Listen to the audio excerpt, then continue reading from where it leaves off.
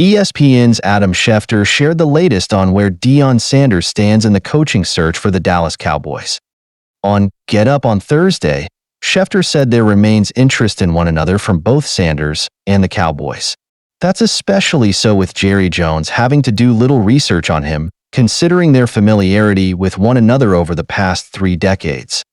Meanwhile, speaking of the Dallas Cowboys and what they do next, everybody focused in on Deion Sanders and the conversations that he's had so far with Jerry Jones, said Schefter. Now, my understanding is no interview is set up, conversations will continue.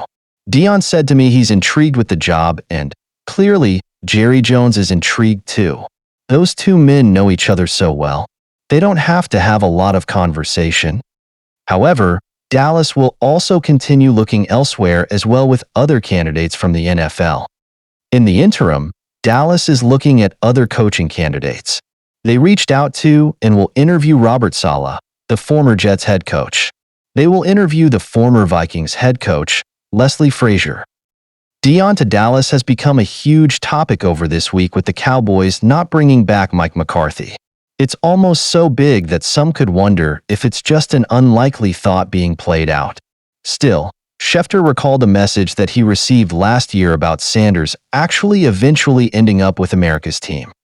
I can't help but think of about 16, 17 months ago, I had an NFL general manager call me up and said, "I want you to write this down right now. The next head coach of the Dallas Cowboys is going to be Deion Sanders. Take it to the bank because of the respect that exists between Deion Sanders and Jerry Jones and vice versa," Schefter recalled. Some could also think that Sanders would be involved if for no other reason than to receive a counter from Colorado. Schefter discredited that too, though, per Coach Prime himself. A lot of people out are now saying that Deion Sanders is using this as a leverage ploy to get more money from Colorado. I brought that up to Deion Sanders, and he said that ain't true, and I don't need to negotiate for it. I'm me. That's how he feels. He doesn't need any negotiating ploy, noted Schefter.